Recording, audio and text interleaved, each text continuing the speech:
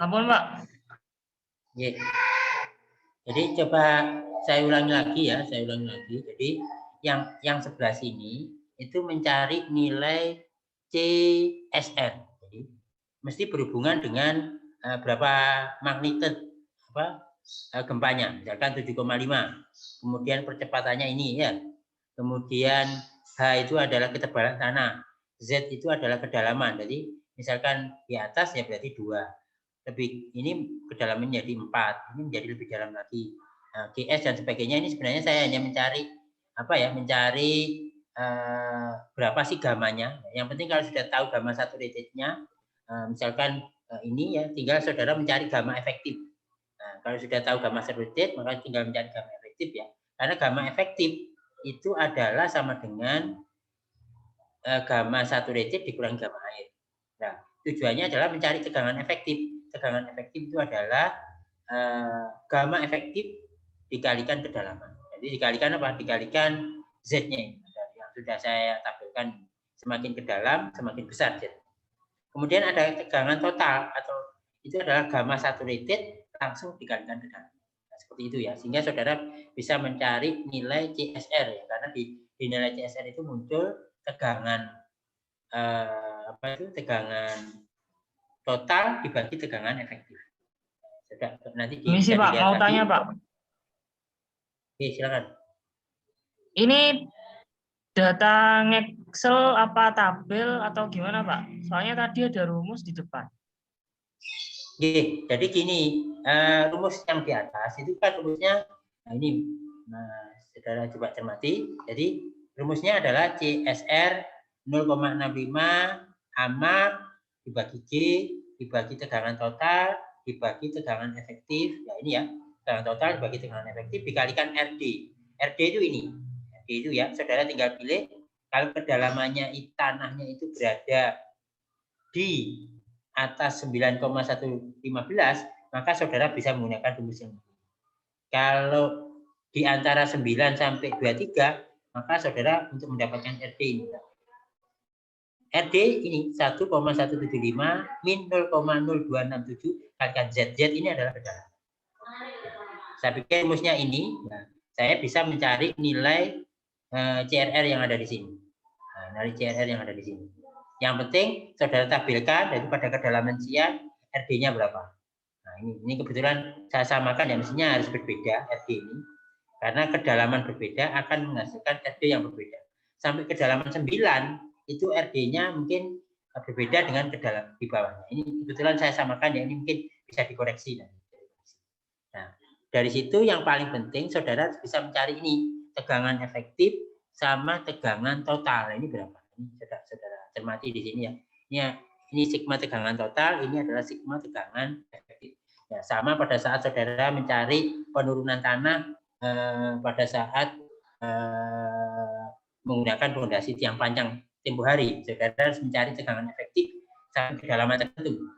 Totalnya berapa? Ini hitungnya. Nanti saya kirim Excel-nya, supaya saudara mudah memahami. Nah, itu prinsipnya. Nah, setelah saudara dapatkan poin-poin yang seperti ini, maka saudara dengan mudah akan mendapatkan nilai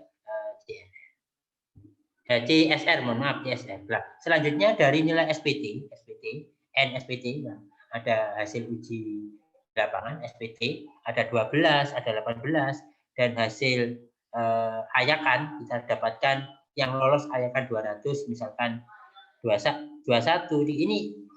Ini tanah lempung di masing-masing lapisan. Jadi tanah lempung di masing-masing lapisan itu artinya tanah yang lolos ayakan 200. Ada 21%, ada 35%. Ini kita pakai untuk mendapatkan nilai dari alfa dan beta. Karena untuk mendapatkan nilai N160CS, saudara butuh alfa dan beta. Ini saya tunjukkan formulanya ini.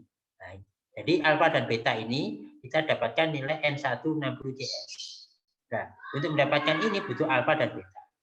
Selain itu juga butuh N160. N160 itu pada formula yang ada di sini. Nah, untuk mendapatkan N160 atau nilai ini adalah nilai SPT yang ada didapat di tes di lapangan dikalikan nilai CN, CB, CE, CB, CR dan CS. Nilai-nilai ini bisa saudara lihat di tabel. Ini ada tabel. Nilainya akan berbeda-beda melihat satu, tegangan efektifnya berapa. Kemudian rasio tenaganya menggunakan mana pada saat tes SPC itu. Nah, misalkan 1. Kemudian diameter bornya berapa? 15 cm atau 60 sekian. Nah, itu bor yang ada di lapangan itu ngebornya berapa diameternya. Kemudian panjang batang bor itu berapa?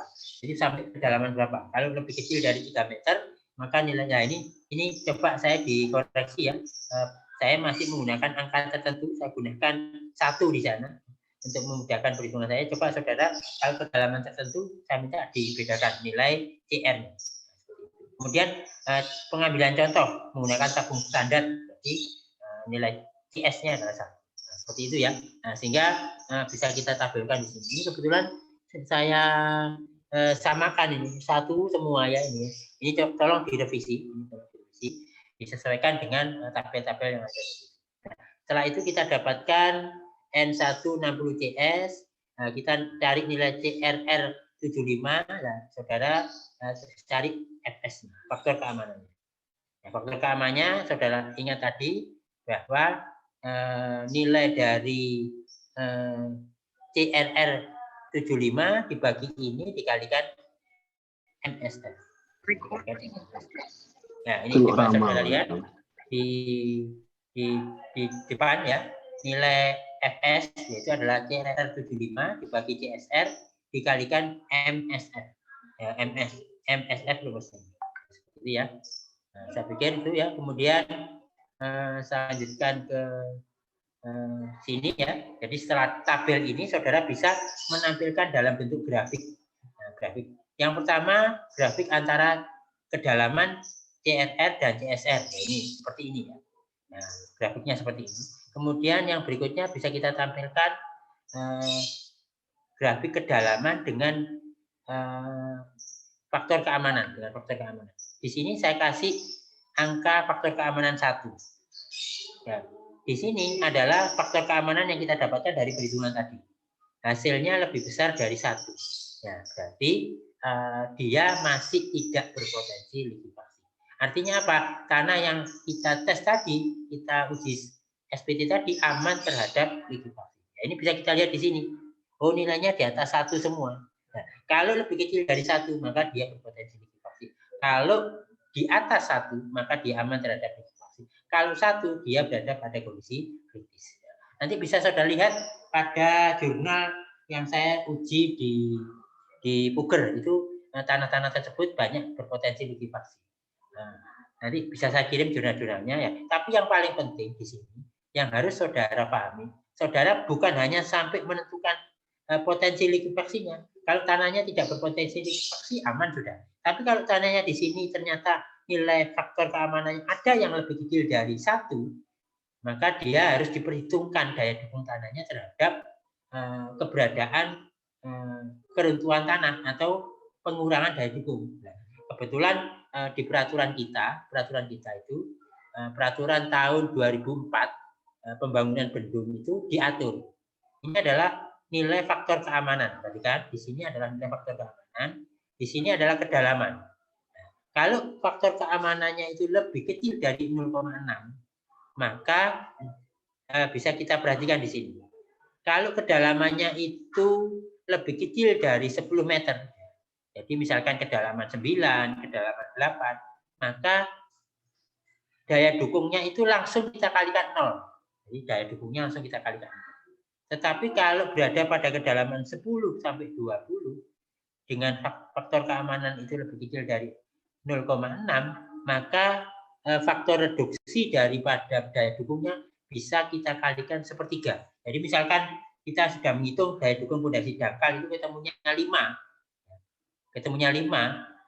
Kemudian faktor keamanan dari hasil tes itu mendapatkan 0,6, kedalamannya itu lebih kecil dari 10, maka daya dukungnya kita kalikan 0. Artinya tanah itu runtuh. Tanah itu tidak memiliki daya dukung sama sekali. Nah, ini jelas sekali. Nah, kemudian kalau faktor keamanannya itu 0,6 sampai 0,8, ini coba perhatikan. Kalau dia berada pada kedalaman lebih kecil dari 10 meter, maka daya dukung tanah itu dikalikan sepertiga. Nah, ini ya. Kalau 0,6 sampai 0, ini peraturan kita yang mengatur. Jadi seperti itu. Kalau 0,6 sampai 1, nah ini. Nah, kalau kedalamannya lebih kecil dari 10, maka dikalikan 2/3. Kalau lebih besar dari 10 dan lebih kecil dari 20, maka dikalikan 1. Kalau faktor keamanannya adalah lebih besar dari 1, berarti semua daya dukung dikalikan 1. Tidak ada yang direduksi. Artinya daya dukungnya normal. Tanah itu tidak terjadi likuifaksi. Mungkin itu ya, teman-teman bisa saudara cermati lah. Untuk mereduksi, biasanya pada kasus-kasus daya dukung pondasi dalam, ya itu harus bisa dikalikan nilai SPT-nya saja. Jadi SPT-nya pada saat sudah terjadi likuifaksi, maka SPT-nya berkurang menjadi nilai-nilai. Kalau kedalamannya itu lebih kecil dari 10, ya kalau nilai FS-nya itu lebih kecil dari 0,6, langsung saja kalikan 0. Kalau antara ini ya kalikan aja sepertiganya. Silakan. Dari sini mungkin ada pertanyaan. Tunggu, kurang lebihnya saya mohon maaf. Nah, sekian. Mungkin saya kasih contoh-contoh nanti. Saya punya buku yang nanti bisa saya kirim ke teman-teman untuk bisa dipelajari. Silakan. Nggih, halo. Mohon Tinggal pertanyaan. contoh soalnya aja sih, Pak. Nggih, contoh soalnya nggih. Memang contoh soalnya itu saya gunakan pondasi dangkal. Itu tugas akhir dari Mas Andika, angkatan tahun berapa kalau nggak salah ya. Angkatannya Mbak Ine itu sekian tahun yang lalu. Dia TA-nya saya jadikan buku, nanti bisa saya kirim. Nah, cuma pada prinsipnya ini adalah peraturan. Jadi ketika tanahnya itu terjadi likuifaksi, maka daya dukung tanah itu bisa kita reduksi. Nah, faktor reduksinya dengan cara mengalihkan angka yang ada di sebelah sini. Nah, juga memperhatikan berapa faktor keamanan. Kalau faktor keamanannya 1, maka semua nilai dari daya dukungnya kita kalikan 1. Berarti normal tanah itu tidak terjadi likuifaksi. Kalau faktor keamanannya itu adalah antara 0,8 sampai 1, nah ini ada 2. Kalau kedalamannya lebih kecil dari 10, maka saudara kalikan 2/3. Kalau antara 10 dan 20, saudara kalikan 1. Berarti pada saat 0,8 dan 1, kedalamannya itu 10, lebih besar dari 10 dan lebih kecil dari 20, maka safety faktor reduksinya 1. Artinya potensi likuifaksi kecil sekali sehingga dianggap tidak terjadi likuifaksi. Nah, ini seperti itu ya. Beberapa hal yang tentunya harus saudara pelajari ketika saudara membangun gedung dan berada pada tanah yang berpotensi likuifaksi. Nah, itu harus saudara atasi. Nah, memang tidak semua dengan cara ini. Artinya tanah kita biarkan saja, ya sudah apa adanya, kita pasang pondasi, maka harus kita reduksi. Tetapi sebenarnya ada solusi lain dengan cara kita perbaiki. Tanah itu bisa kita perbaiki. Nah, untuk perbaikan tanah ini memang ada mata kuliahnya sendiri. Mata kuliahnya adalah mata kuliah metode perbaikan tanah. Dulu zamannya saya ngajar metode perbaikan tanah, saya ajarkan bagaimana cara memperbaiki tanah pada saat terjadi likuifaksi. Nah, itu harus kita perbaiki. Harus kita perbaiki. Salah satu caranya adalah dengan cara digali, kemudian diganti tanah yang baik, kemudian dengan cara di-grouting, bagaimana cara groutingnya, jarak antar grouting ini berapa. Nah, itu kemudian dengan cara mengatur muka air, ya, itu bisa juga. Jadi muka air ini kita atur jangan sampai muka air ini tinggi sehingga tanah itu berpotensi likuifaksi. Jadi kalau tanahnya itu memang berpotensi likuifaksi, tetapi muka airnya dalam sekali, nah, maka tanah itu tidak berpotensi likuifaksi. Jadi air itu penting. Kalau muka airnya tinggi, ya ini berbahaya. Tapi kalau muka airnya dalam sampai 30 meter, maka tanah di atas 30 meter tidak akan terjadi likuifaksi. Itu harus saudara catat betul. Jadi likuifaksi itu penting. Keberadaan muka air tanah itu menjadi penting ketika terjadi gempa, ternyata muka airnya dalam sekali 30 meter, meskipun tanah itu berpotensi likuifaksi, tapi tanahnya tidak jenuh, maka tanah itu tidak akan terjadi likuifaksi. Ya, gitu ya. Silakan, ada yang komentar?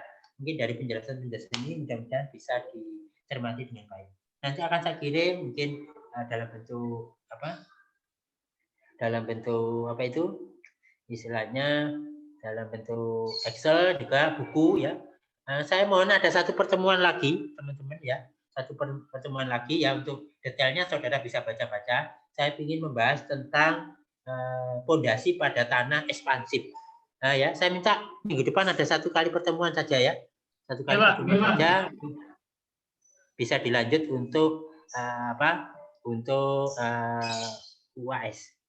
Demikian ya penjelasan saya, kurang lebihnya. Sebelum saya akhiri, silakan ada yang komentar. Jadi sekali lagi saya review bahwa likuifaksi itu terjadi pada tanah jenuh, jenuh air, dan dipastikan tanahnya pasir, kemudian ada gempa. Kalau komponen ini tidak dipenuhi salah satu, misalkan tanahnya bukan pasir, tanahnya jenuh tapi ada gempa, tidak akan terjadi likuifaksi. Tanahnya pasir, kemudian jenuh air, tidak ada gempa, maka tidak ada likuifaksi. Kemudian tanahnya pasir, ininya tidak jenuh, kemudian ada beban gempa, maka juga tidak terjadi likuifaksi. 3 komponen penting ini yang menjadi parameter dasar untuk terjadinya gempa harus ada, sehingga itu akan terjadi potensi. Demikian penjelasan saya, saudara catat dengan baik, mudah-mudahan bisa bermanfaat, menjadi insinyur yang lebih baik ke depan, menjadi sarjana teknik sipil yang bagus, bisa mencermati fenomena-fenomena alam keterkaitan dengan desain dan perencanaan fondasi. Demikian penjelasan saya, saudara bisa gali lagi, bisa pahami lagi, masih banyak, kita masih banyak kesempatan untuk berdiskusi di lain dan kesempatan waktu yang ada. Demikian teman-teman mahasiswa, tetap bersemangat, mudah-mudahan ada manfaatnya pertemuan hari ini. Saya akhiri di sini. Assalamualaikum warahmatullahi wabarakatuh. Waalaikumsalam. Waalaikumsalam warahmatullahi wabarakatuh.